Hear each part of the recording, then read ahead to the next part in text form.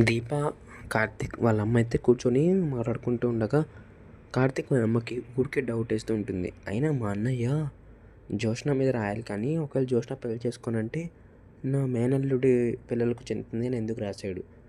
ఆయన అప్పుడు మేనల్లుడు కొడుకు అంటే నీకు చెందదు కార్తీక్, దీపకి చెందుతుంది. మా అన్నయ్య జ్యోత్స్న కన్నా కూడా దీప కోసం ఎందుకు అలా రాస్తున్నాడు అని అనుకుంటూ ఉంటే కార్తీక్ లోపల లోపల తన కూతురు కాకుండా ఇంకెవరికి రాస్తాడులే అని అనుకుంటూ ఉంటాడు.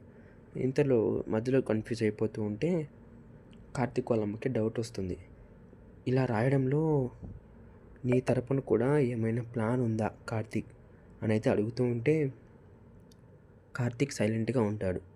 దీపక్ కూడా ఫ్లోలో నాన్న అలా ఎందుకు చేస్తారు, నాన్న ఏంటి దీప అని అడిగితే అదే అత్తయ్య గారు, జ్యోత్స్న వాళ్ళ నాన్న ఎందుకు ఇలా చేస్తారులేండి, ఏదో ఆలోచించి చేసుంటాడు అని అంటూ ఉంటే కార్తీక్ అయితే నువ్వు మీ అన్నకి ఎందుకలా ఇబ్బంది పెట్టిస్తున్నావు అని అంటే ఇంతలో మీ పారిజాతం అత్తయ్య వాళ్ళందరూ అన్న మాటలు నాకు గుర్తొస్తున్నాయి కార్తీక్, ఇప్పటికీ నేను మర్చిపోలేను అని అయితే మాట్లాడుకుంటూ ఉంటే దీప ఇంకా అవన్నీ ఎందుకులేండి అత్తయ్య, అవన్నీ వదిలేయండి, ఇంకా అవన్నీ మర్చిపోనంటే ఇంకా దీప కార్తీక్ అర్థమవుతుంది ఎందుకు మావయ్య ఇలా చేశాడో అని చెప్పి ఇంకా వాళ్ళిద్దరికి అర్థమే సైలెంట్గా ఉంటారు.